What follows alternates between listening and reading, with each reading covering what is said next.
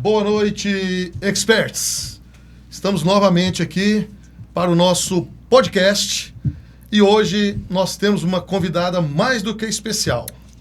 Então, eu, William Santana Martins, Valéria Marinucci Martins, estamos aqui para falar sobre um tema que muito mexe conosco, com a nossa vida, com o nosso cotidiano. É finanças com propósito.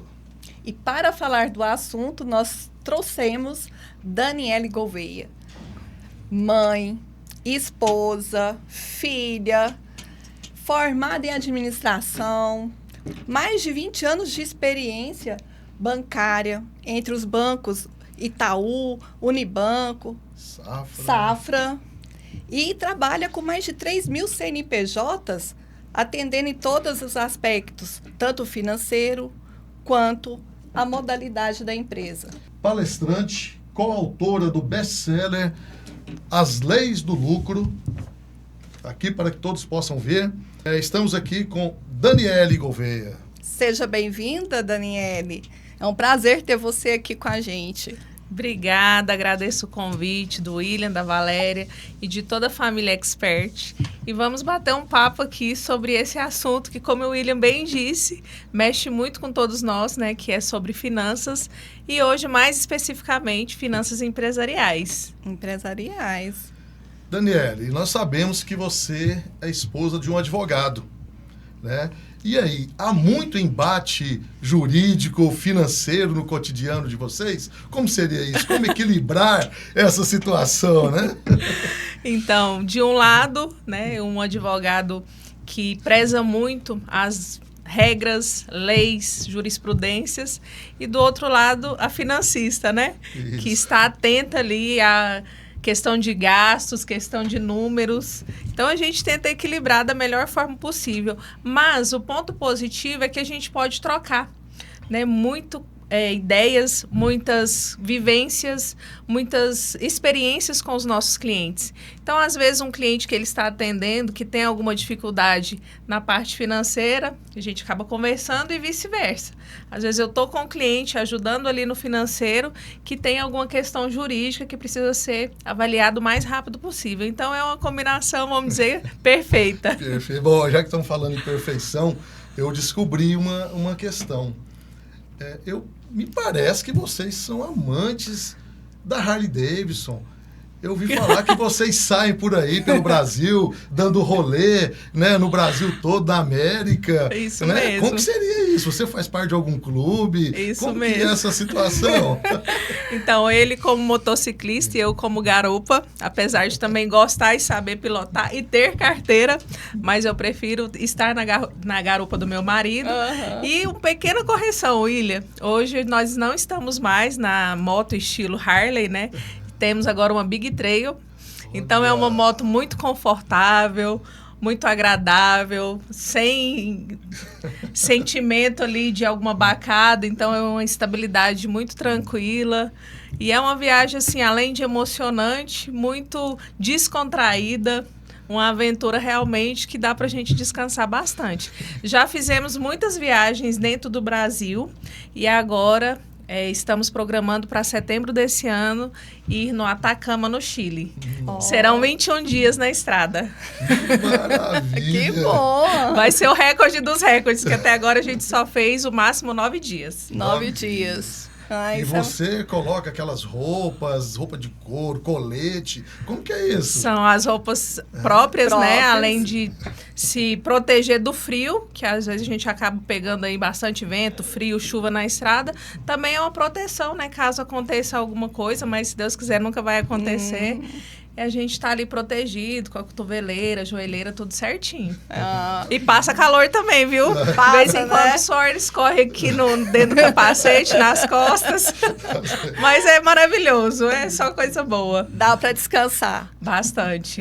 Repor as energias. Repor as energias. Aí rever a questão financeira e pensar nos juros, como é que vai ser os índices. Isso. Esquece. A cabeça fica só concentrada ali na estrada, viajando. planejando, pensando coisas boas para voltar bem energizada, né? Para atender os clientes. É isso aí. Mas, enfim, conhecemos um pouquinho, né, desse lado pessoal da Daniele. Mas, Daniele, me conta aqui.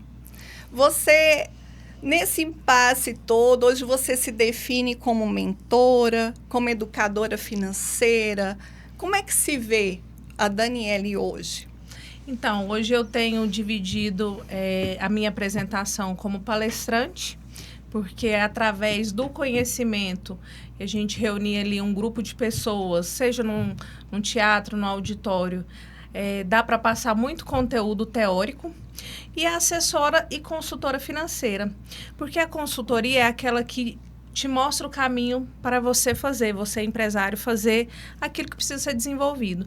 E a assessoria é aquela que realmente pega na sua mão e faz junto com você.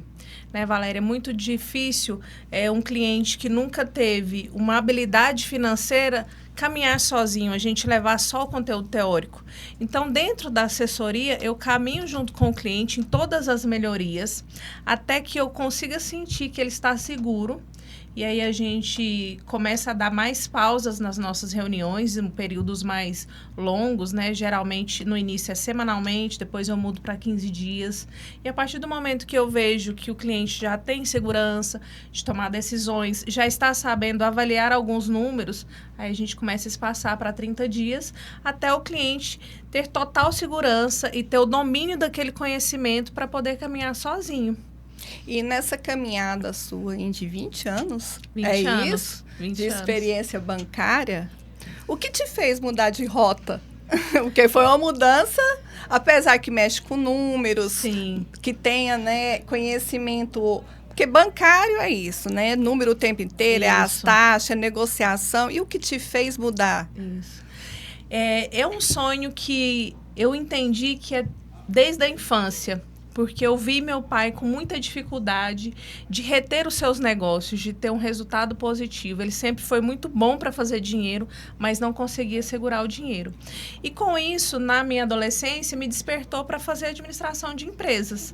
E o meu grande sonho era um dia eu vou conseguir ajudar meu pai a mudar essa situação. Só que o caminho me levou para o banco, né? Antes de formar, eu participei de um processo seletivo e foram apenas 2 vagas em Goiânia, no Unibanco. E eu fui contratada, efetivada. Passou 6 meses, eu tive que escolher um caminho. Ou eu ficava com uma gerente, pessoa física, que cuidava dos maiores investidores de Goiânia. Na época era um espaço Uniclass, era algo muito chique que a gente tinha aqui em frente ao Castros Hotel. Ou eu escolhi ficar com outra gerente que tinha mais de 300 contas em todo o estado de Goiás. E aí a minha escolha foi para o PJ. E lá eu comecei a perceber que aquelas empresas de sucesso não existiam só nos livros da faculdade. Eu comecei a entender que empresas reais também tinham sucesso. E pensar assim, poxa, dá para ser diferente do que eu vi na minha infância. E com isso se passaram alguns anos e surgiu um novo sonho, que era trabalhar meio período para cuidar mais dos meus filhos, né? Que na época eram crianças, mas eu não sabia como fazer isso. E em uma conversa informal com o cliente, ele falou assim, nossa, Daniele, você podia ensinar a minha funcionária do financeiro. Aí eu fui lá e ensinei. Ele quis me pagar. Eu falei, não, eu vim aqui como sou gerente, tal, não vou cobrar. Aí ele foi e me indicou para outra pessoa, que não era meu cliente do banco. Aí eu falei assim, vou combinar de atender ele no sábado, né?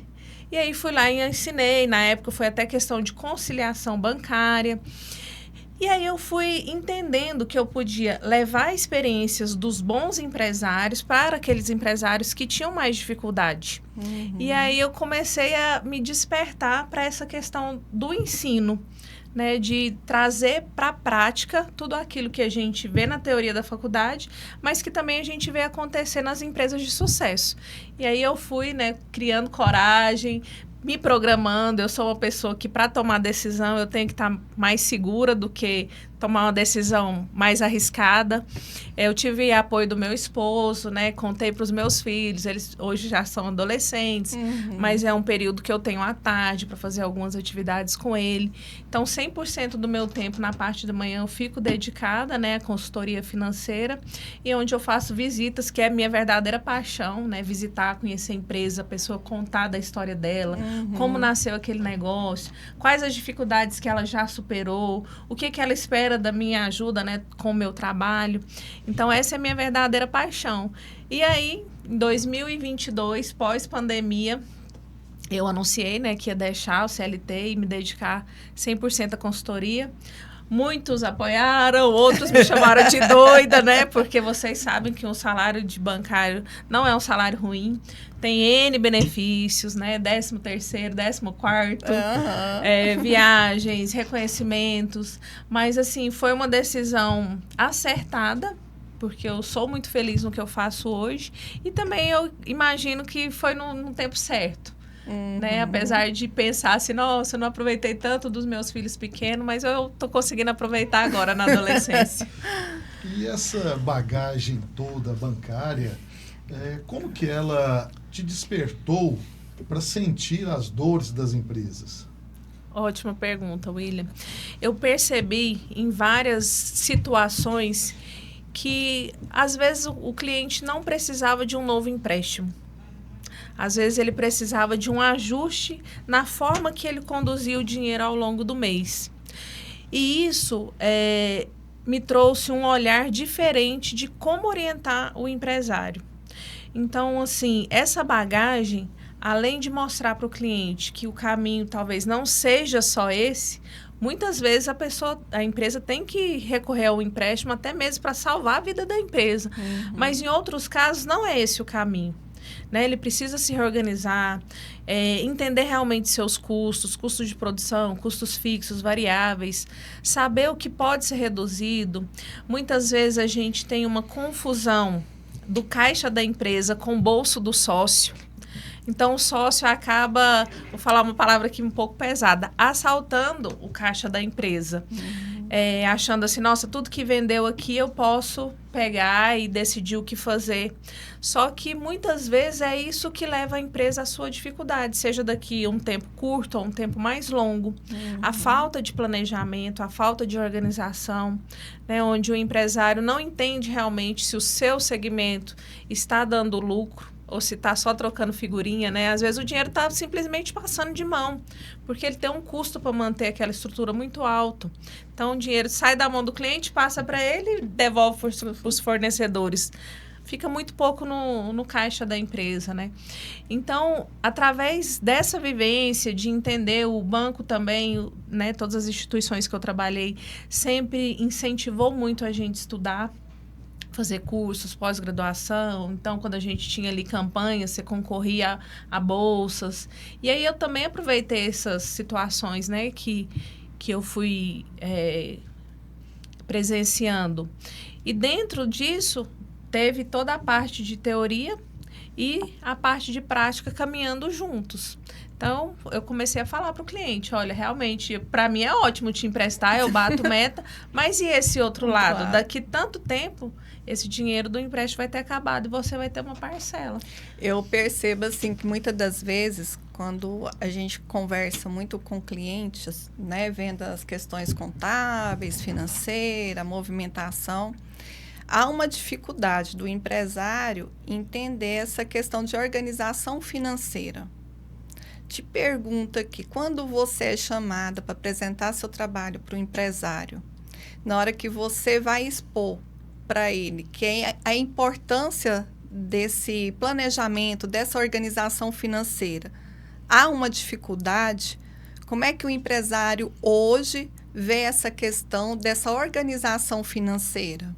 Valéria, tem de todo jeito. Imagina. Tem aquele que sabe que precisa, mas está indeciso de tomar essa decisão, porque pensa bem, como ele é apertado, né, com dificuldade financeira, vai investir em um serviço terceirizado e desembolsar para isso. Então, já começa um pouco da dificuldade aí. O segundo perfil de cliente é aquele que sabe tem o recurso para fazer o investimento, fazer a contratação da consultoria, mas ele tem resistência de mudar hábitos. Então, na primeira, segunda, terceira reunião, você vê uma evolução assim, quase que arrastada, sabe? Uhum. E o trabalho de consultoria, ele tem que ser feito a 4 mãos. Porque se eu for lá e fazer tudo sozinha, dali a pouco, quando acabar meu contrato, vai voltar muito rapidamente a estaca que estava antes. Uhum. Então, o importante é a participação desse empresário no processo, mesmo que ele delegue para um financeiro. E tem um perfil que seria ideal, que é aquele que realmente sabe, já passou por um processo, mas agora está em um segundo nível de evolução e precisa de alguns ajustes, precisa talvez de rever uma precificação de produto ou serviço, talvez ele queira fazer um investimento numa nova sede ou na sede própria. Então, esse empresário ele já tem um conhecimento um pouco maior e ele sabe da importância e sabe que isso vai trazer um retorno genuíno para a empresa dele.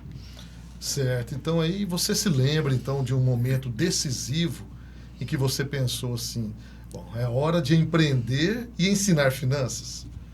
Sim, foi exatamente pós-pandemia que a gente estava, né, naquela questão de revezamento. Um dia na agência, vocês sabem que banco foi um dos órgãos, né, uma das instituições que não fechou. E aí, começando a estudar mais sobre o assunto, acompanhar mais especialistas, conversar com outros empresários, perceber que realmente tem um espaço para isso, é algo relativamente novo e mais novo ainda para mulheres. A gente vê aí os maiores e mais graduados consultores financeiros são homens. E às vezes a mulher que está à frente de uma empresa, ela foi colocada lá ou pelo pai ou pelo esposo. E ela tem que dar conta de uma resposta que às vezes nem o próprio sócio, o próprio esposo, consegue ensinar para ela trazer aquele resultado.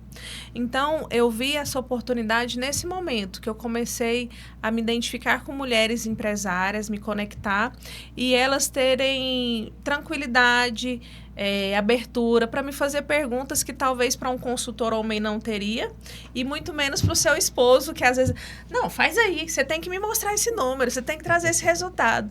Então, assim, muito frequente você ver uma pessoa que está à frente do financeiro da empresa, não pela formação, mas sim pela confiança.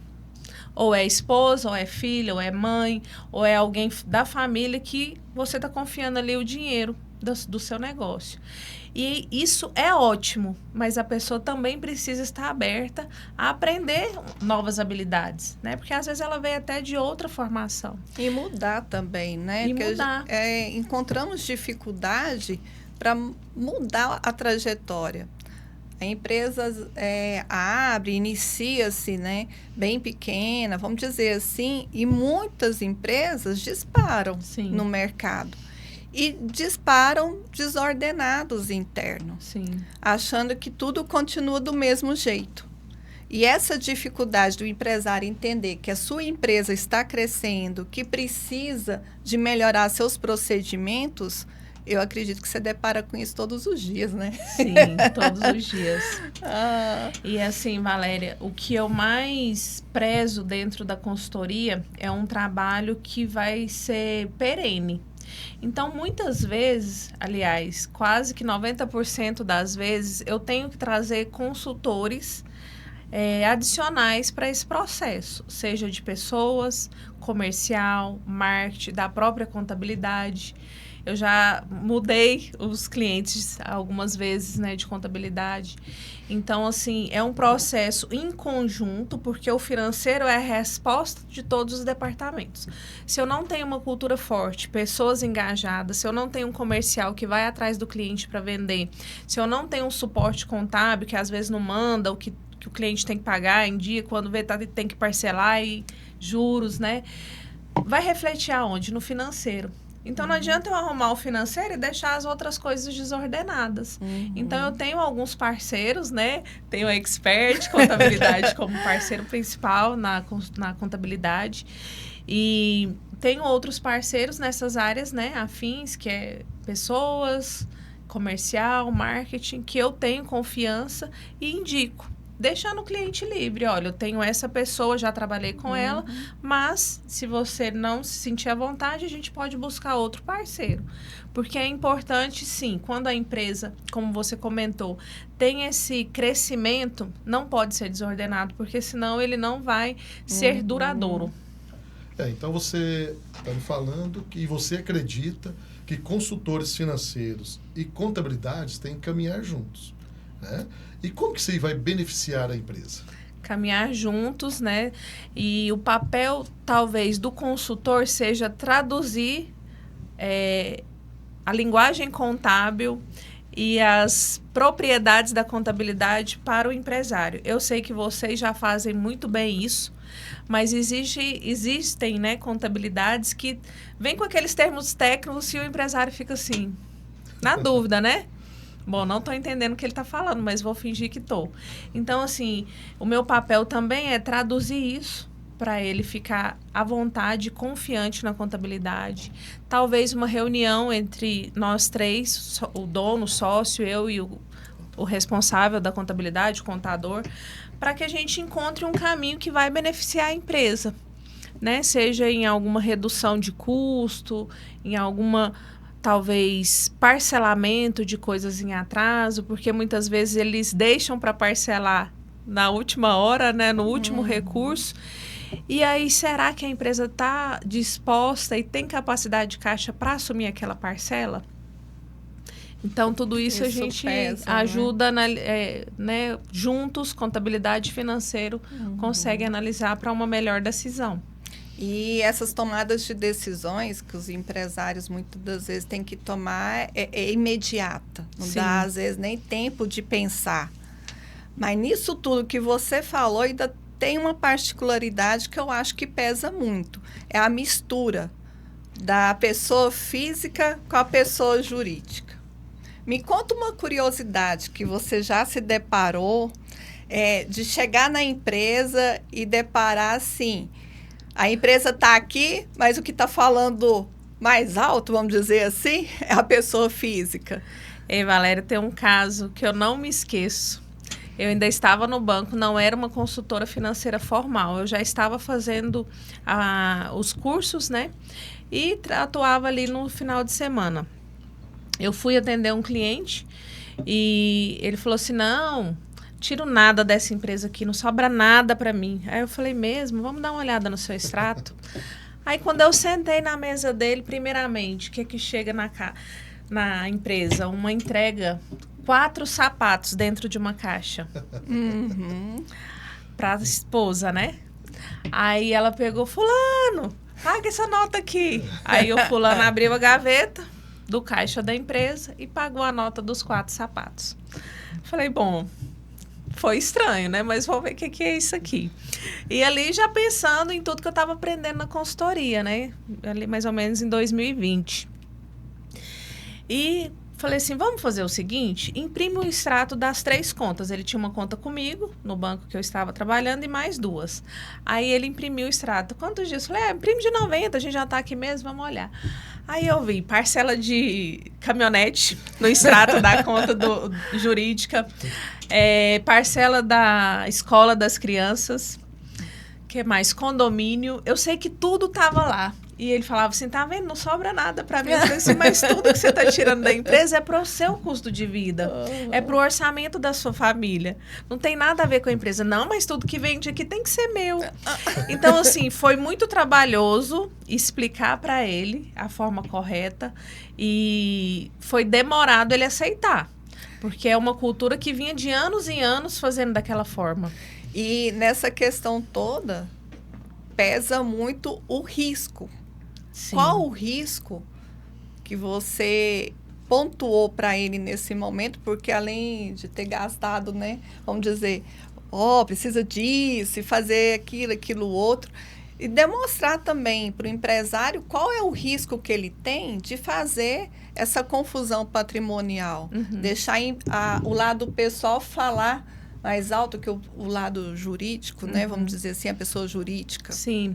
Esse próprio termo confusão patrimonial, eles não entendem muito, mas quando a gente explica que é a mistura, né, do dinheiro da empresa com o dinheiro dos sócios, tira totalmente a credibilidade, por exemplo, em uma apresentação da empresa para uma futura venda, em um possível crédito no banco, porque o banco vai olhar aquilo e não vai entender o que é movimento real da empresa, o que é mistura do sócio.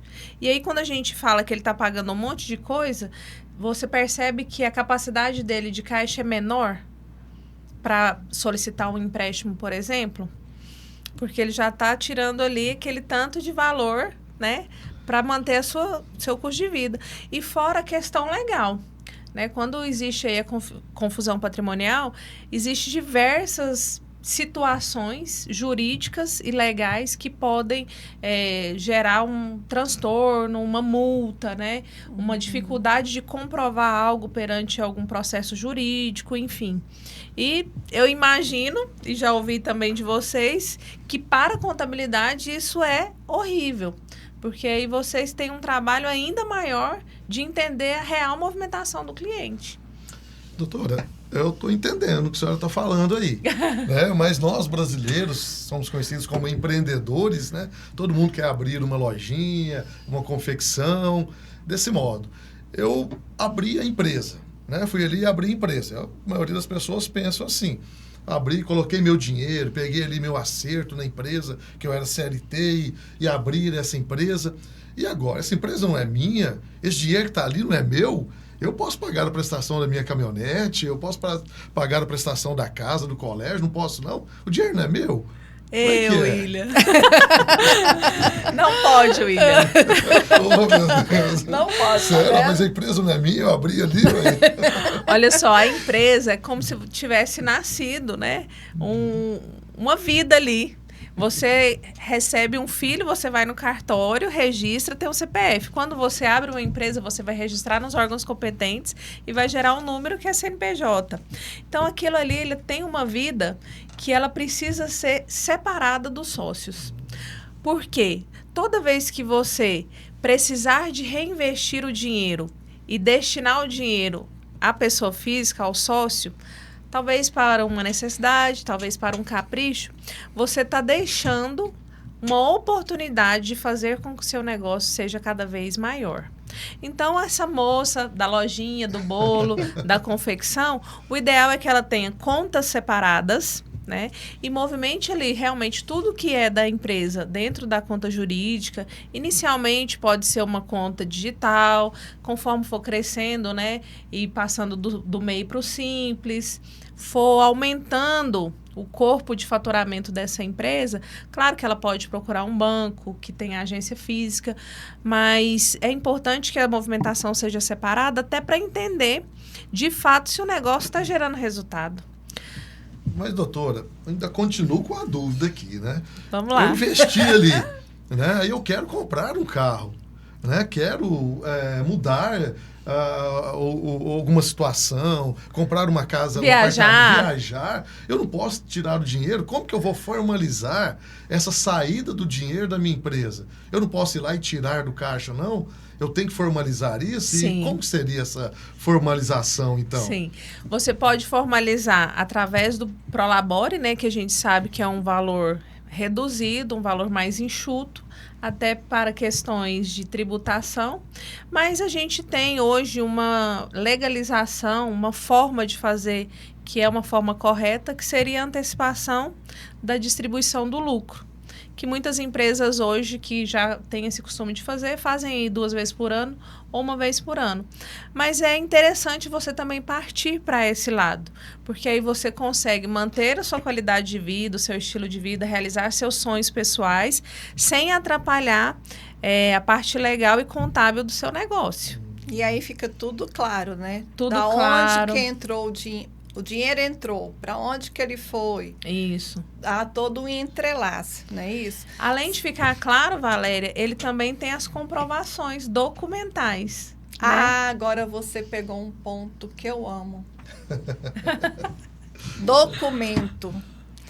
É maravilhoso, né? A documentação. Ainda mais agora que nós estamos aí partindo mais para questões digitais, formalizando as questões mais para o lado digital.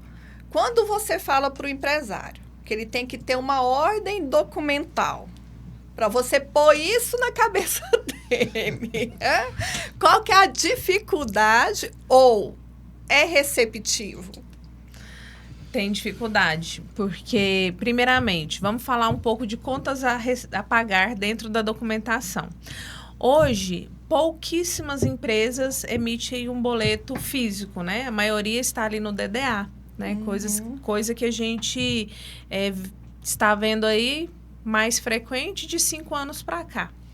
Então, a empresa tem um compromisso com o seu fornecedor e aí ele vai acompanhar esse compromisso lá na sua conta bancária no DDA. Não tem mais papel impresso. Então, primeiramente, isso é um documento digital, mas é um documento. Então, ele precisa de fazer a conferência se realmente aquele documento é verídico, se teve realmente aquela compra. E, além disso, fazer o lançamento para ele não ser pego de surpresa e acabar pagando em atraso. Ah, esse negócio pesa. É doído. Porque, assim, a pessoa tá aqui, eu, tentando pôr tudo digital. Estou salvando tudo bonitinho. Arrumadinho lá na pasta, me mostraram. Então, passa dia 17, dia 20, dia não sei o que. Só pagou o INSS, pagou o FGTS. Que dia que vencia? Ah, vencia dia 20. Meu Deus, eu não vi o papel. Eu não estava com o papel. Mudança de cultura. Mudança de cultura. Essa mudança dói no empresário. Dói no empresário, Valéria, mas eu respeito. Se é um empresário que eu vejo que ele precisa do impresso, a gente vai organizar para o impresso. Porque, assim, ele já está tendo tanta coisa nova dentro da consultoria financeira, se eu tentar colocar isso e para ele for algo que vai dificultar, eu deixo no impresso.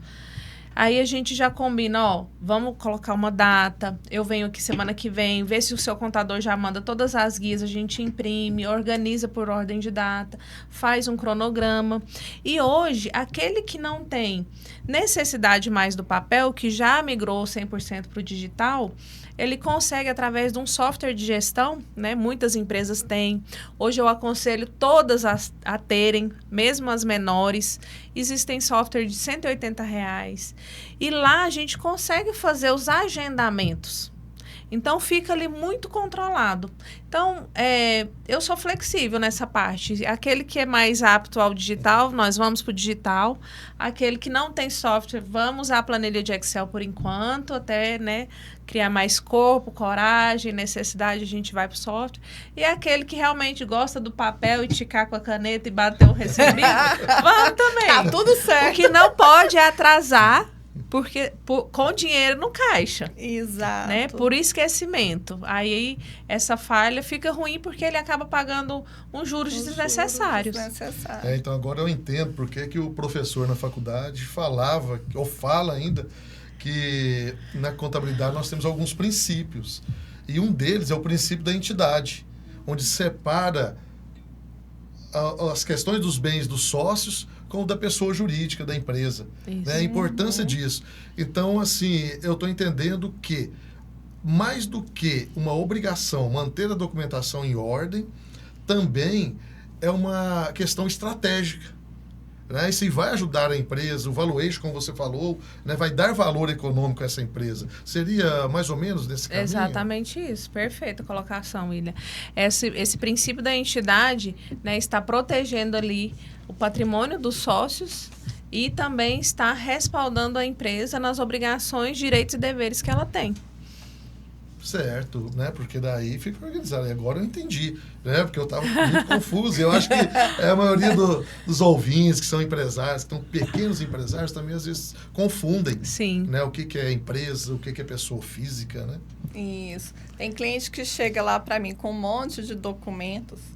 E aí, gente, vamos sentar aqui, vamos organizar, vamos pôr em ordem de data. Sim. Porque há todo um parâmetro para ser feito, até para facilitar a questão do lado financeiro, quanto também da contabilidade. Sim.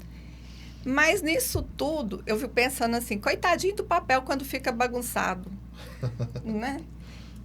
Que bicho que ele seria? Na hora que ele vê que estava tudo arrumadinho, o que você falaria assim, fosse um papelzinho, os trem tudo arrumadinho, bonitinho, se você veio de uma sequência toda bagunçada? Ah, ia dar estrelinha, né? Parabéns.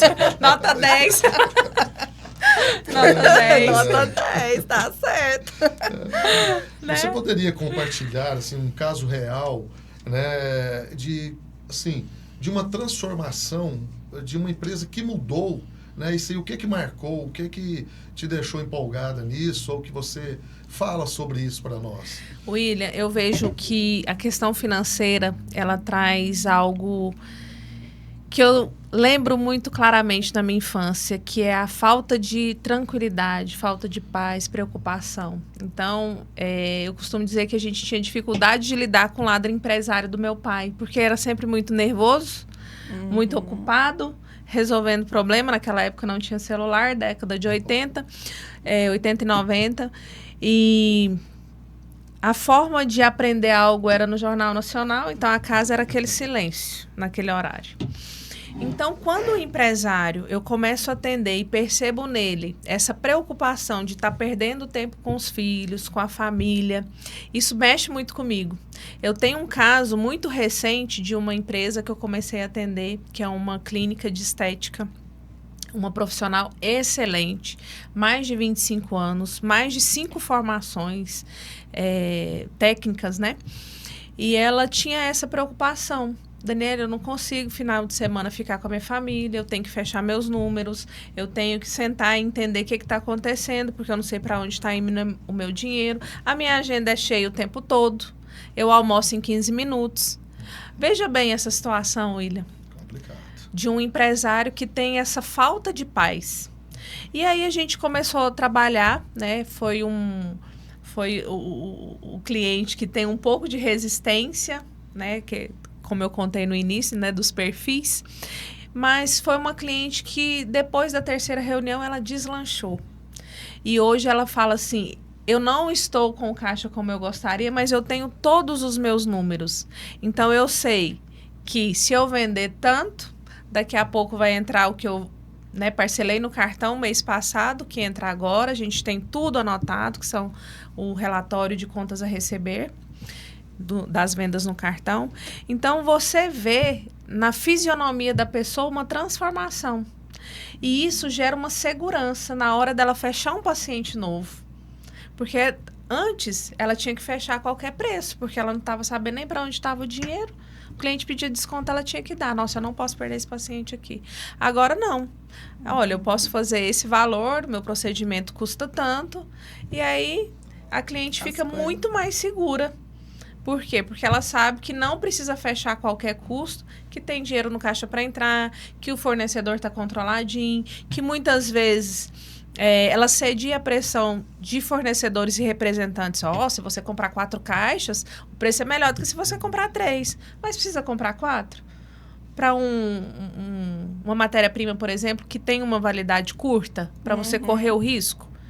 Então, a gente vai controlando esses aspectos e a segurança é, algo extraordinário. Segurança, bom, tranquilidade, da pessoa me falar assim, nossa, esse final de semana trabalhei até sábado, até meio-dia, depois nem peguei mais em nada, Daniela, agora que você está chegando que eu estou olhando meus números. Então, assim, é muito bom ver o semblante diferente, sabe, desse empresário. E a gente depara também, Daniela, não sei assim, se você já chegou numa situação dessa, de entrar dentro de uma empresa e tá tudo certo, mas o estoque da empresa que você comentou aí, né, do produto, né, comprar assim, precisa mesmo de 4.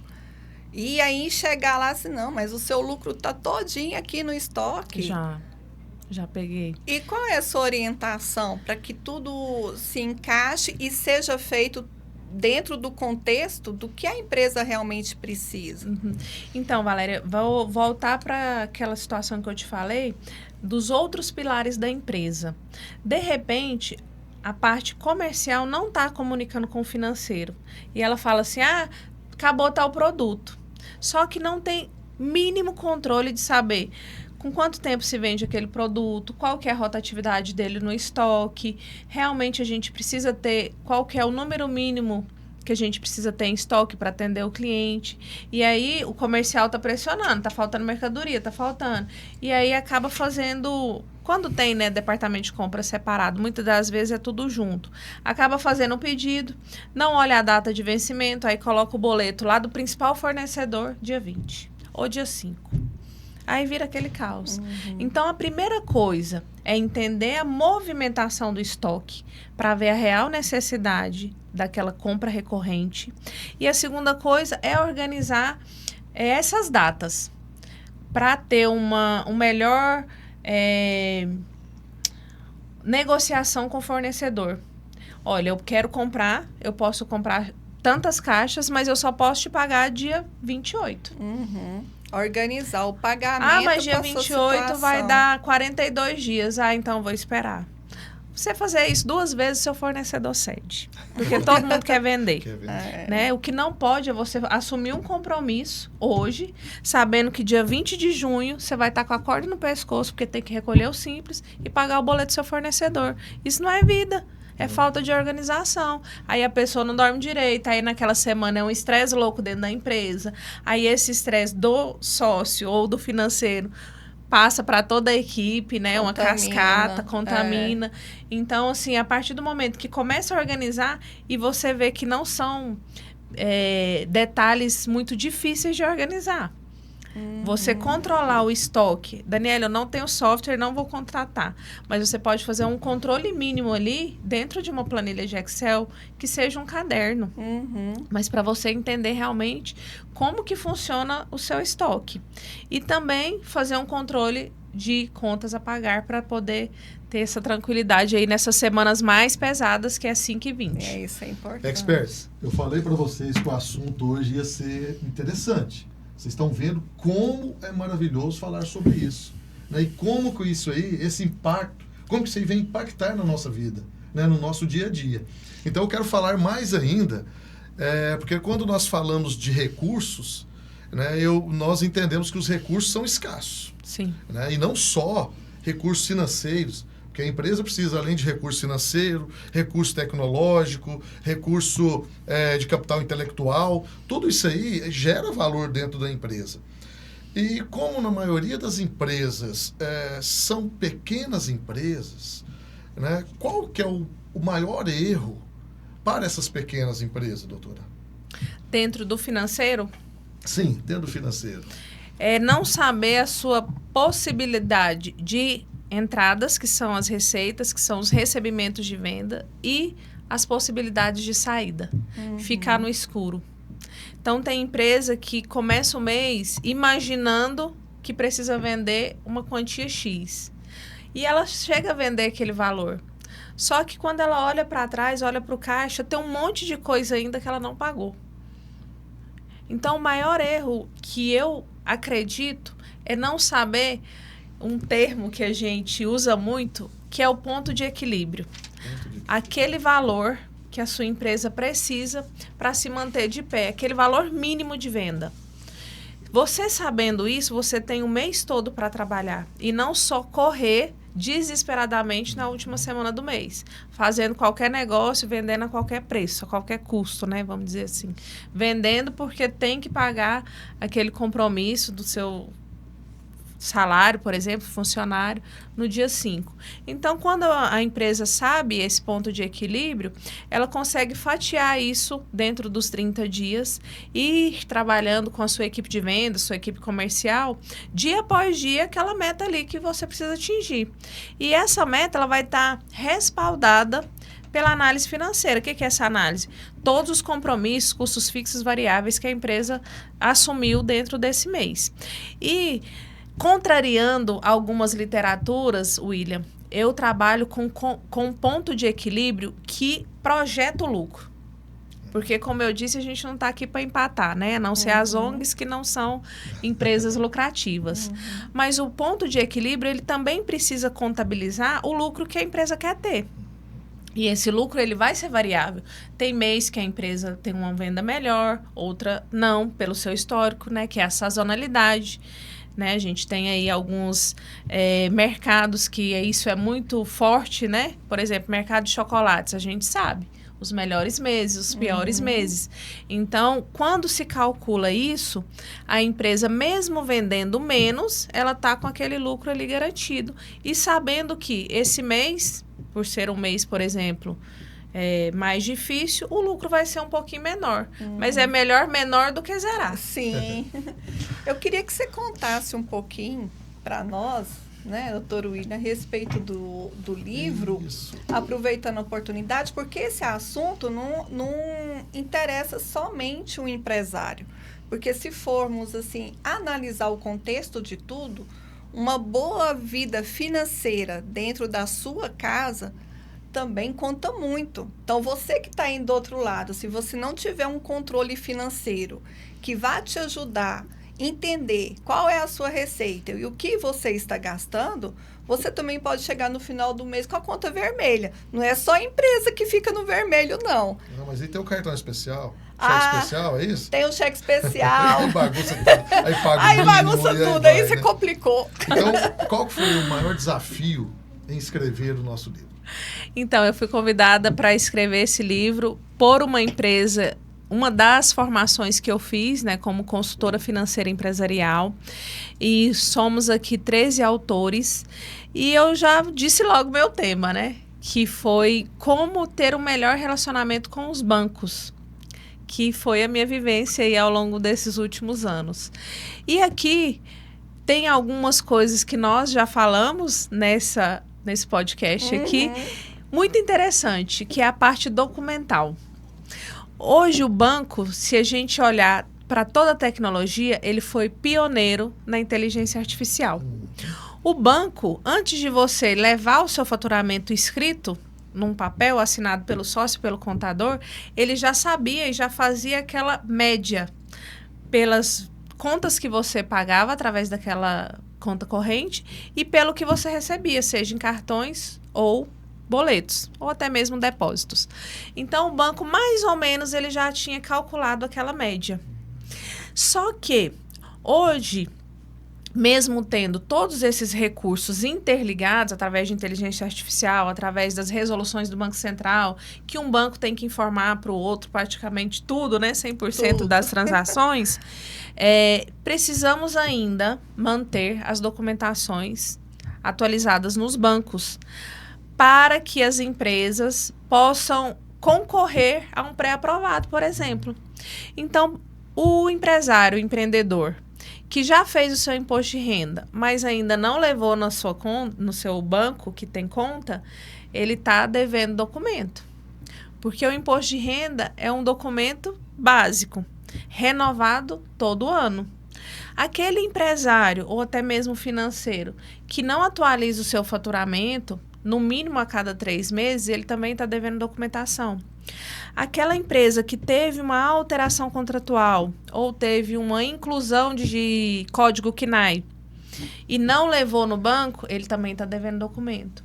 Então, tudo isso é para que o empresário tenha mais respaldo quando ele for pedir um crédito e ele tenha uma análise mais atualizada possível. Quando essa atualização é feita, e hoje, muitas vezes, quando eu falo levar no banco, significa tirar uma foto e colocar no aplicativo, você já entregou. Outros não, você tem que ir lá pessoalmente entregar na mão do gerente. Mas esse caminho independente. Quando o sistema reconhece que você atualizou aquele documento, você já entra em uma esteira de análise que pode gerar um crédito pré-aprovado. Quantas vezes vocês, como empresários, né, tem conta em instituições da Expert Contabilidade, já abriu lá e tem uma mensagem na tela: você possui capital de giro pré-aprovado, você possui um FGI, um empréstimo, um cartão. Por quê? Porque em algum momento próximo você atualizou o seu cadastro e aí o próprio sistema, a gente fala, rodou a informação naquela esteira e criou ali aquela oportunidade. E não significa que você tem que contratar da forma que está lá. Mas quando você tem um pré-aprovado, William, é muito mais fácil você configurar da maneira que você precisa do que partir de um crédito zerado. Então, eu preciso aqui de 200 mil para construir aqui uma fachada nova, comprar um carro para minha empresa fazer a entrega, mas eu só tenho 110, então não resolveu. Então, você vai pleitear uma reunião, receba o gerente da sua conta na sua empresa, isso é muito importante. Conte a sua história para ele, porque isso vai para o dossiê do banco. E assim ele vai saber fazer uma defesa mais estruturada para aquele crédito.